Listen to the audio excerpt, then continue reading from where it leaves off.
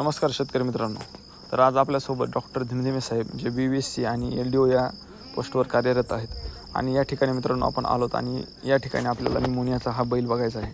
तर मित्रांनो या ठिकाणी आपण बैलामध्ये संपूर्ण प्रकारे पूर्ण चर्चा केल्यानंतर आपण टेम्परेचर ते घेऊन जीप आणि युक्रेस मेम्ब्रेन बघितल्यानंतर त्या ठिकाणी आपल्याला बैलाला डायग्नोसिसमध्ये असं आढळलं की याला निमोनिया आहे.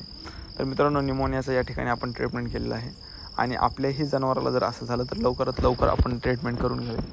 तर त्या ठिकाणी डॉक्टर धिमधिमे साहेब यांनी पूर्ण लक्ष दिल्यानंतर या ठिकाणी निमोनियाची केस ही दिसत आहे. त्याचबरोबर डॉक्टर साहेबांनी इंजेक्शनमध्ये सेप्ट्राक्झोन इंजेक्शन, क्लिनिकजिन मेग्लोमाइन व इंजेक्शन ट्रायवेड असे इंजेक्शन दिले.